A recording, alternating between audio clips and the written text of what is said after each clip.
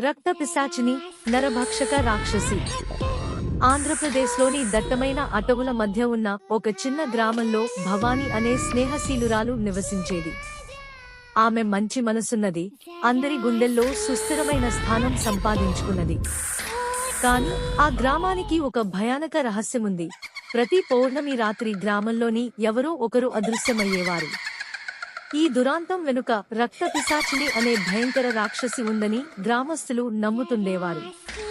రక్త పిశాచిని అరణ్యాల్లో సంచరిస్తూ మనుషుల రక్తం కోసం ఎడతెగని తృష్ణతో నరహంతకురాలిగా తిరుగుతూ ఎవరిని తినేదానో ఎదురుచూస్తుందని వారు అనుకుంటుండేవారు.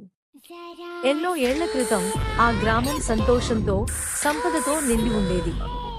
అటవుల మధ్య ఉన్న పురాతన దేవాలయంలో శక్తివంతమైన దేవత కొలవబడేది.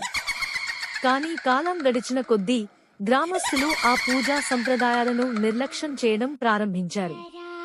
దేవత శాపగ్రస్తమవుతూ పాతాళంలో నుంచి రక్త పిశాచిని అనే భయంకర ఆత్మను ఆహ్వానించిందని గ్రామ పురాణాలు చెబుతాయి. ఆ రక్త పిశాచిని కోపంతో రోషం పట్టి ప్రతి పౌర్ణమి రాత్రి గ్రామంలోని ఒకరిని తీసుకెళ్లి వారి రక్తం తాగేది. భవానీ ఈ కట్టుకథలను ఎప్పటికీ నమ్మకుండేది. ఆమె ధైర్యం కలిగిన స్త్రీ. రాత్రిపూట ఎవరు బయటకు రాకపోవాలని, రాత్రిపూట అరణ్యానికి దగ్గరగా వెళ్లకూడదని గ్రామస్తులు హెచ్చరించినా భవానీ వాటిని మూఢనమ్మకాలుగా కొట్టిపారేసింది. ఆమెకు ఈ పిశాచులపై నమ్మకం లేదు. ఒక పౌర్ణమి రాత్రి భవానీ స్నేహితురాలు సునంద అనూహ్యంగా అదృశ్యమైంది. గ్రామస్తులు దాన్ని రక్త పిశాచి పని అని నమ్మారు. సునంద కోసం అటవులలో వెతకడం ప్రారంభించారు.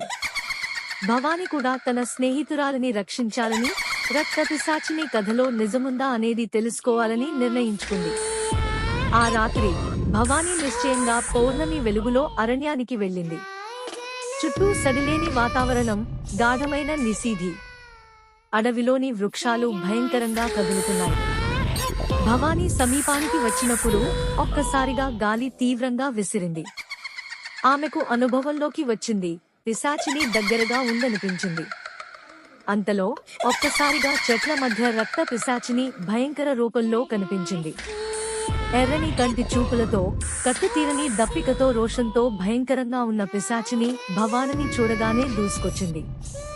భవానీ ధైర్యంగా ఒక రాయి తీసి పిశాచిని వైపు విసిరింది. కాని అది వృద్ధి లేకుండా భయంకర అరిచింది. పిశాచిని భవానిని పట్టుకుని గాల్లోకి ఎగురుతోంది. భయపడకుండా భవానీ తాను తెచ్చిన పాత దేవాలయానికి సంబంధించిన పవిత్ర తామరాకును రక్త పిశాచిపై నూరుతూ దాన్ని మంత్రిస్తూ తాకింది. ఒక్క క్షణంలో పిశాచిని భయంకరంగా అరుస్తూ పొగలా ఆవిరైపోయింది. అతిధేయ భవానీ గ్రామం తిరిగి వస్తూ గ్రామాన్ని శాశ్వతంగా రక్షించింది.